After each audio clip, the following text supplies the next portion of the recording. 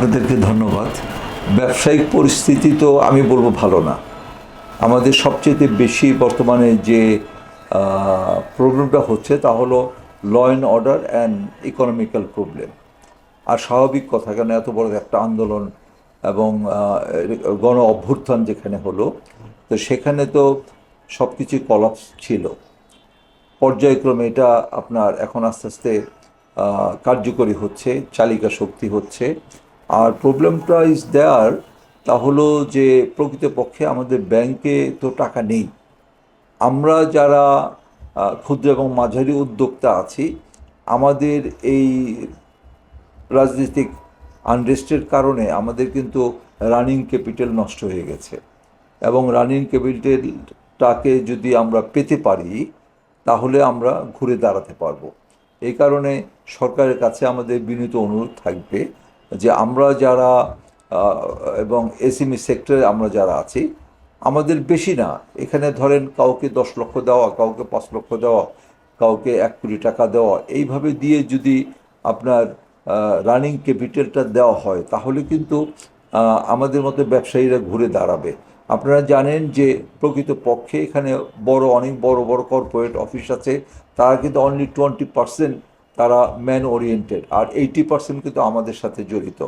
এবং এই 80% যদি যদি সক্রিয় থাকে, চলমান থাকে, এবং তাদের ক্রয় ক্ষমতা যদি আপনার নাগালের মধ্যে থাকে বা ক্রয় ক্ষমতা থাকে, তবেই কিন্তু অর্থনীতিকে চাঙ্গা হয়, অর্থনীতি এগিয়ে যায়। তো এই কারণে আমি বলতে চাচ্ছি যে বর্তমান সরকারের প্রধান দায়িত্ব হবে আমাদের মতো ক্ষুদ্র এবং মাঝারি উদ্যোক্তা যারা আছে, আমাদেরকে রানিং ক্যাপিটাল হিসাবে আমাদের দীর্ঘমেয়াদী ঋণ দেওয়া। এটা কিন্তু বেশি লাগবে না। আমরা দেখেছি যে একজন ব্যক্তি 50,000 কোটি টাকা নিয়ে গেছে, আরেকজন 38,000 কোটি টাকা নিয়ে গেছে, এত টাকাও লাগবে না। আপনার খুব বেশি হলে 5,000 কোটি টাকা ইনাফ। 5,000 কোটি টাকা ইনাফ আমাদের এই সমস্ত বাংলাদেশের যত ক্ষুদ্র মাঝারি উদ্যোক্তা আছে তাদেরকে চালিকা শক্তি হিসাবে বৃদ্ধি করা। বিধায় ইমিডিয়েট আমার মনে হয় দায়িত্ব নেওয়া উচিত যে এই অর্থনৈতিক কর্মকাণ্ডকে সচল করার জন্য আমাদের রানিং ক্যাপিটালটা দেওয়া। আর দ্বিতীয় কথা যেটা বললাম যে আইন শৃঙ্খলা পরিস্থিতি, এটা কিন্তু পর্যায়ক্রমে উত্তর আপনার উন্নতি হচ্ছে, কিন্তু বাট এখনও হয়নি সেরকম উন্নতি হচ্ছে। আর এর মধ্যে আবার যে বন্যাটা হলো, এটা বন্যা তো ম্যান ক্রিয়েটেড, আমরা জানি এটা। তো তারপরে কিন্তু একটা জিনিস হয়েছে, বন্যার কারণে আমাদের মধ্যে কিন্তু একতাবদ্ধ বেড়ে গেছে, এবং আমরা যে আগে আমি যেটা বলতাম সেটা আমরা বলছি, এবং আমাদের যে প্রবলেম এটা আমরা নিজেরাই সলভ করতে পারি এবং করেছি আমরা কেউর কাছে সাহায্য চাইনি। আমরা নিজেরা, বিশেষ করে আমাদের ছাত্র সমাজ, বৈষম্য বিরোধী আন্দোলন যারা করছে, নেতৃত্ব দিচ্ছে, তারা খুব সুন্দরভাবে আপনার এই ত্রাণ কাজ পরিচালিত করছে। আমাদের ব্যবসায়ীদের সর্বোচ্চ সংগঠন এফবিসিসিআই, সেখান থেকে আমরা সেই ত্রাণ তহবিলে দেওয়া হয়েছে। আমরা ব্যক্তিগতভাবে সেখানে আমরা ত্রাণ দিয়েছি, এবং সেই টিএসসি থেকে আরম্ভ করে ঢাকা ইউনিভার্সিটি এবং ডাকসুর যে অফিস, সেখান পর্যন্ত আমরা প্রতিদিন ওখানে যারা রাত থেকে 24 ঘন্টা কাজ করছে, যারা ভলেন্টিয়ার, তাদেরকে আমরা ওই চালিকা শক্তি হিসাবে আমরা খাবারের ব্যবস্থা করেছি। আমরা একবার 200 থেকে 500 খাবার এবং 1000 খাবার প্রতি বেলাতে আমরা দেওয়ার চেষ্টা করছি। তো এই কারণে বলা ঠিক না, তারপর বলতে হয় যে এটা অনুপ্রাণিত করার জন্য, এটা আমাদের সবার দায়িত্ব। সেখানে তারা স্বতঃস্ফূর্তভাবে যেভাবে ছেলে মেয়েরা কাজ করেছে, সত্যি আমি তাদেরকে স্যালুট জানাই। এবং আপনারা খেয়াল করেছেন এইবার কিন্তু মিসম্যানেজমেন্ট যেটা, সেটা কিন্তু হয় নাই। এটা প্রকৃতপক্ষে ত্রাণটা ঠিক মতো জায়গায় পড়ছে। তবে প্রচণ্ড আপনার খরস্রোতা ছিল, এবং অনেক পানি ছিল, এই কারণে আমাদের সেই অভিজ্ঞতা ছিল না। আর ওই অঞ্চলে কখনো আমরা বন্যা দেখি নাই।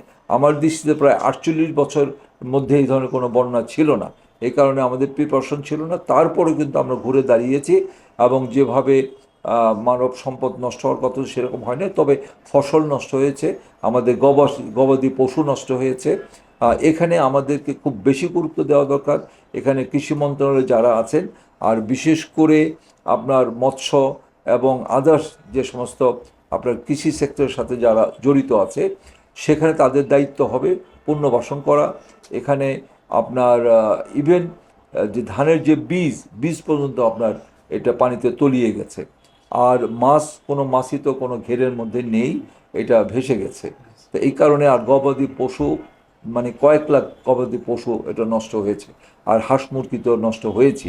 এই কারণে আমি মনে করি সেখানকার অর্থনীতিকে চাঙ্গা করার জন্য আমাদের ইমিডিয়েট আপনার কৃষি মন্ত্রণালয়ের মাধ্যমে বা কৃষি ব্যাংকের মাধ্যমে বা অন্যান্য তফসিলি ব্যাংকের মাধ্যমে তাদের রানিং ক্যাপিটাল হিসাবে আপনার বেশ কিছু সহযোগিতা করা দরকার।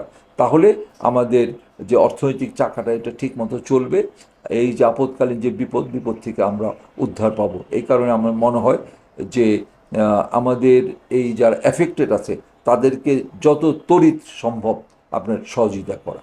আমার একটা কোশ্চেন হচ্ছে যে নগরের একটা অনেক বড় একটা ব্যবসায়িক সেক্টর এলাকা, কিন্তু এখানে প্রচন্ড যানজটের একটা সমস্যা আছে। আপনি অনেকটা সময় আমি দেখেছি যে এই যানজট নিরসনে এবং সাধারণ মানুষের চলাচল সার্বিকভাবে সহায়তা করেছেন বা চেষ্টা করেছেন, কিন্তু এখন এই সমস্যাটা কিন্তু প্রকট। তো সেক্ষেত্রে আপনি কি মনে করেন যে আসলে কোন কোন পদক্ষেপে এগোনো উচিত? হ্যাঁ, আপনি সুন্দর কথা বলেছেন এবং আমি খুব শঙ্কিত। কেন আপনারা জানেন যে চকবাজার মৌলভীবাজার তাদের ব্যবসা কিন্তু আগের মতো নেই। তার একটি কারণ যানজট।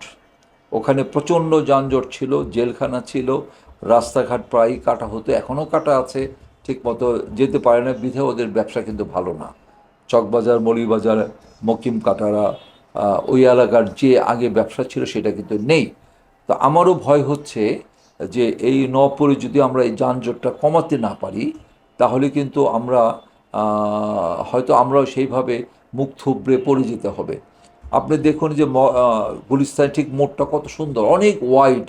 এটা যখন এই আপনার হরতাল হয়, কারফিউ হয়, বা যখন এখান থেকে আমরা দেখি যে বড় বড় মন্ত্রী মিনিস্টাররা আসা যাওয়া করে, তখন এই রাস্তাঘাট আপনার ফাঁকা হয়ে যায়। আপনার এখানে ফুটপাত বা এটা তুলে ফেলে, তখন কিন্তু মনে হয় যে অনেক বড় রাস্তা।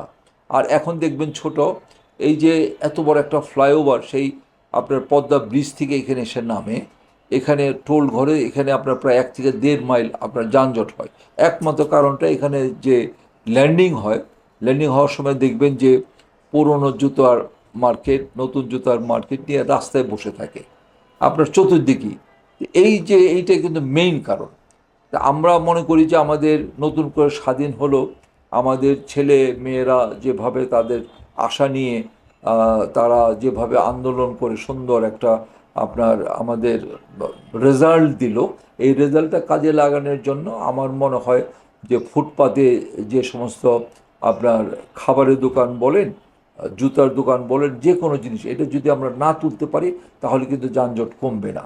আপনি কালকে থেকে আপনি চিন্তা করেন যে ফুটপাতে কোনো কিছু বসবে না, দেখবেন যানজট হবে না। আরেকটা আছে এখানে যে আমাদের বিক্রমপুর এখানে বাস স্টপেজ এখানে আছে, এখানে আমরা দেখেছি যে এই বাস স্টপেজের সাথে যারা জড়িত অনেকে আপনার সংসদ সদস্য আছে, অনেক পুলিশ অফিসার আছে, অনেকে বড় বড় ব্যবসায়ী আছে। ওই তাদের সমন্বয় এবং তাদের বিরাট একটা শক্তি, ওই শক্তির কারণে কিন্তু আপনার এখান থেকে এই বাসের যে স্টপেজটা ওঠানো যাচ্ছে না। আমরা যারা ইলেকট্রিক ব্যবসার সাথে জড়িত আছি, আমরা যারা এগ্রিকালচার মেশিনারির সাথে জড়িত আছি, হার্ডওয়্যার ব্যবসার সাথে জড়িত আছি, ফায়ার অ্যান্ড এক্সটিংগুইশার বলেন এবং অনেক আপনার যেটা যে ইভেন গানবোর্ড বলেন, আপনার ওই যে লাইফ জ্যাকেট বলেন, সব কিছু কিন্তু আমাদের এখানে হোলসেল। এই হোলসেল মার্কেটকে ঠিক রাখার জন্য আমাদের এই রাস্তাকে যানজট মুক্ত করতে হবে এবং ফুটপাত অবশ্যই উঠাতে হবে।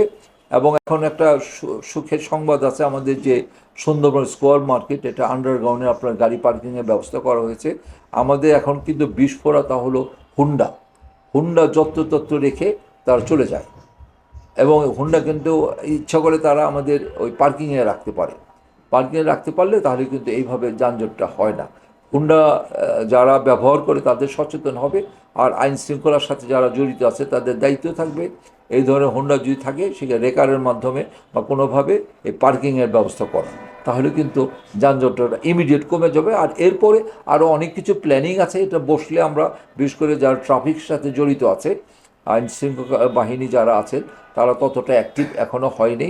তারা স্থিতিশীল হলে তাদের সাথে বসে আমরা যারা ইলেকট্রিক ব্যবসায়ী আছে, হার্ডওয়্যার ব্যবসায়ী আছে, আপনার এগ্রিকালচার মেশিনারিজের ব্যবসার সাথে জড়িত আছে, ইলেকট্রিক্যাল পাম্প ব্যবসায়ী আছে এবং আরও স্যানিটারি আইটেমের ব্যবসা যারা করে, পাইপ টিউবওয়েল মার্চেন্ট অ্যাসোসিয়েশন আছে, আপনার পিভিসি পাইপ আছে, এই ধরনের ব্যবসায়ীরা সমন্বয়ে বসে আমরা কিন্তু এই যে আপনার যানজট আছে, এই যানজট আমরা নিরসন করতে পারবো। একটু চিন্তা করলেই হবে, এবং সেখানে অবশ্যই আইনশৃঙ্খলা রক্ষাকারী বাহিনী আমাদের কাজ করতে হবে, এবং রাজনীতিক যে নেতৃবৃন্দ আছে তাদের সহযোগিতা করতে হবে। তাহলে কিন্তু আমরা এখান থেকে পরিত্রাণ পাবো।